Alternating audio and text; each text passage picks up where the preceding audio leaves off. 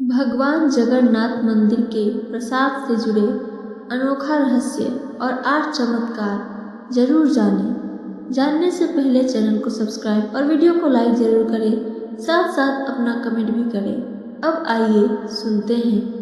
कहते हैं कि भगवान जगन्नाथ का प्रसाद दुनिया के सभी मंदिरों के प्रसाद से भिन्न और चमत्कारिक है। इस मंदिर के प्रसाद को अनोखे तरीके से बनाया जाता है और इस संबंध में एक कथा भी प्रचलित है। आज जानते हैं जगन्नाथ के प्रसाद के बारे में खास बातें।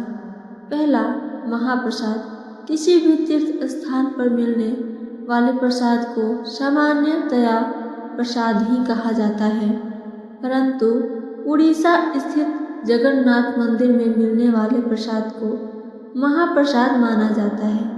कहते हैं कि एक बार महाप्रभु वल्लभाचार्य एकादशी व्रत के दिन जगन्नाथ मंदिर पहुँचे।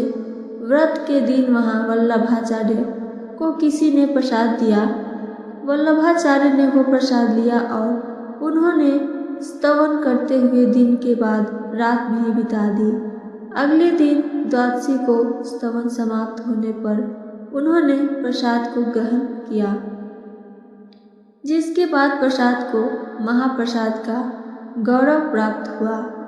दूसरा, दुनिया का सबसे बड़ा रसोई घर। 500 रसोइये 300 सहयोगियों के साथ बनाते हैं। भगवान जगन्नाथ जी का प्रसाद लाख भक्त कर सकते हैं।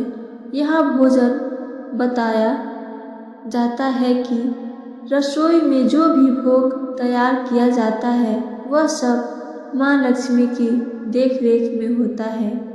तीसरा, 56 भोग का होता है प्रसाद। भोग के लिए रोजाना 56 तरह के भोग तैयार किए जाते हैं। ये सारे व्यंजन मिट्टी के बर्तनों में तैयार किए जाते हैं।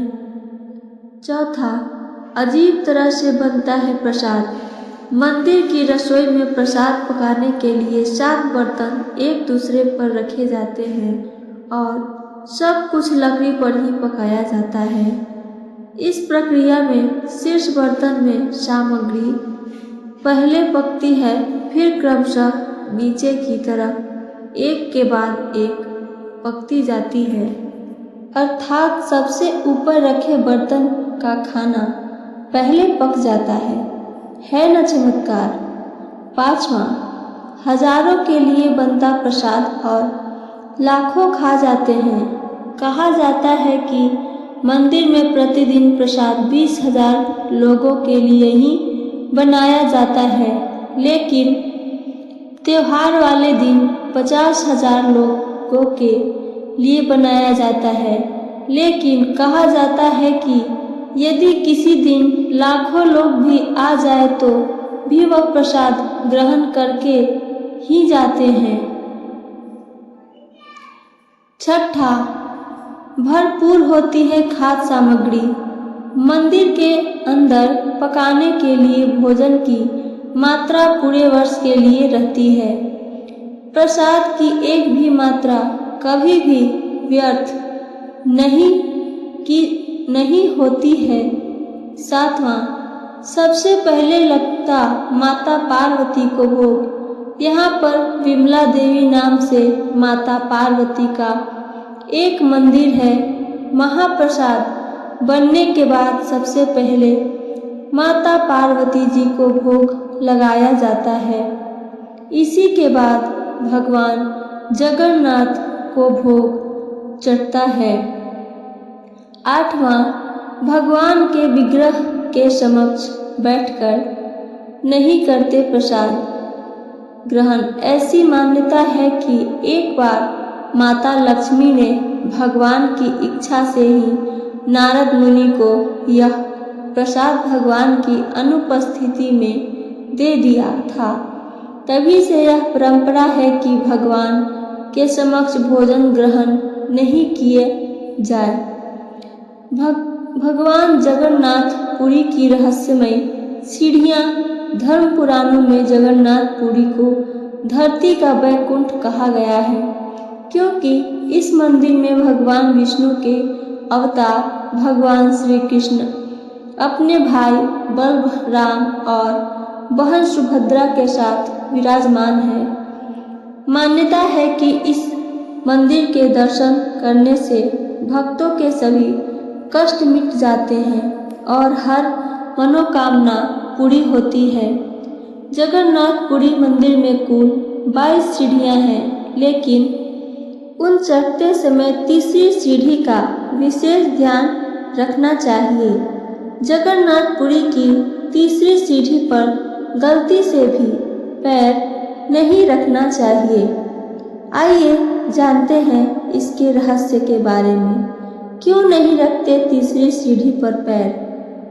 धार्मिक मान्यताओं के अनुसार जगन्नाथ मंदिर के मुख्य द्वार से प्रवेश करते समय 22 सीढ़ियाँ पड़ती हैं और तीसरी सीढ़ी को यमशिला कहा गया है और इस सीढ़ी पर पैर रखने वाले व्यक्ति को यमलोक जाना पड़ता है।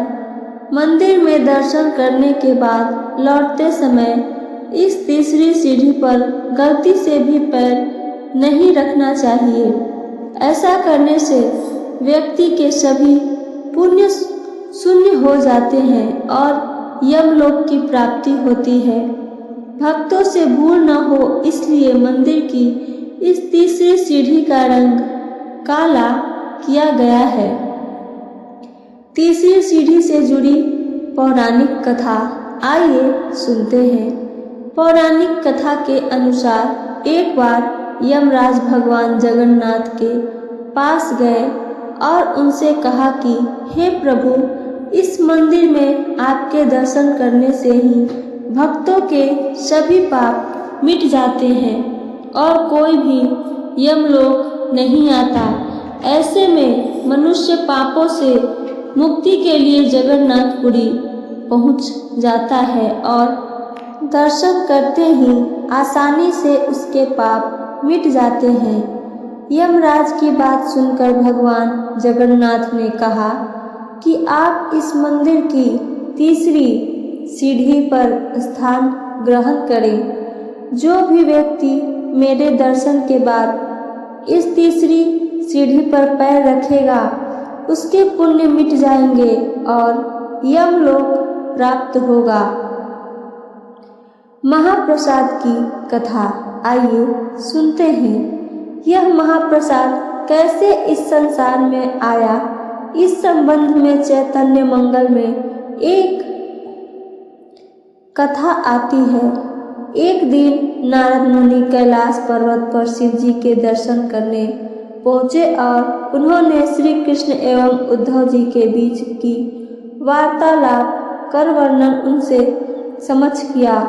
इस प्रसंग में उद्धव जी भगवान के महाप्रसाद की महिमा गान करते हुए कहते हैं, हे भगवान, आपकी महाप्रसादी माला, सुगंधित तेल, वस्त्रों और आभूषणों और आपके उच्छिष्ट भोजन को स्वीकार करने से आपके भक्त आपकी माया शक्ति पर विजय प्राप्त कर लेते हैं।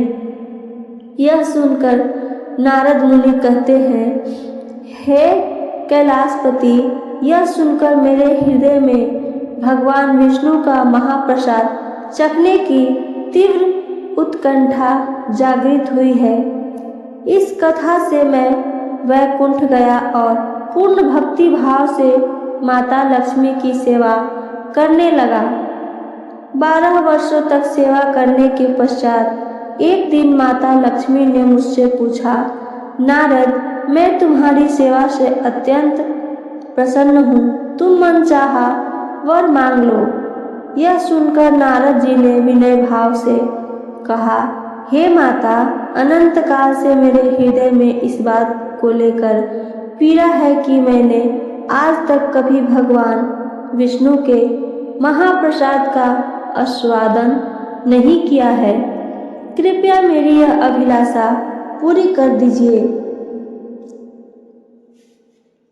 यह सुनकर माता लक्ष्मी देवी दुविधा में पड़ गई। कहने लगी, परंतु नारद जी, मेरे स्वामी ने मुझे कठोर निर्देश दिए हैं कि उनका महाप्रसाद किसी को भी न दिया जाए।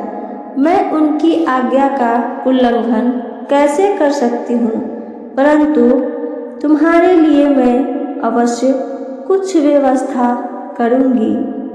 कुछ समय पश्चात माता लक्ष्मी ने भगवान विष्णु से अपने हृदय की बात कही और बताया कि तरह उन्होंने भूलवश नारद मुनि को भगवान का महाप्रसाद देने का वचन दे दिया। यह सुनकर भगवान विष्णु ने कहा, हे प्रिय, तुमने बड़ी भारी भूल की है, परंतु अब क्या किया जा सकता है। तुम नारद मुनि को मेरी अनुपस्थिति में मेरा महाप्रसाद दे सकती हो। नारद मुनि ने आगे कहा, हे महादेव, आप विश्वास नहीं करेंगे, महाप्रसाद के मात्र स्पर्श से मेरा तेज और आध्यात्मिक शक्ति 100 गुना बढ़ गई। मैं दिव्य भाव का अनुभव करने लगा और सुनाने यहाँ आया हूँ आपको। यह सुनकर कैलाशपति महादेव कहते हैं, हे नारद, निश्चित ही तुम्हारा तेज अलौकिक है, परंतु तुमने ऐसे दुर्लभ महाप्रसाद का एक कण भी मेरे लिए नहीं रखा। यह सुनकर नारद मुनि लज्जित हो जाते हैं, परंतु तभी उन्हें स्मरण हुआ कि उनके पास अभी भी थोड़ा महाप्रसाद बचा हुआ है। उन्होंने तुरंत उसे महादेव को दिया, जिसे उन्होंने अत्यंत सम्मानपूर्वक स्वीकार कर लिया। उसे ग्रहण करते ही श्री कृष्ण प्रेम में मस्त होकर भगवान शिव नृत्य करने लगे। उनके नृत्य की थिरकन से हिलने लगी और भूकंप सा महसूस होने लगा। तब भयभीत होकर माता पृथ्वी ने माता पार्वती से महादेव को शांत करने का निवेदन किया।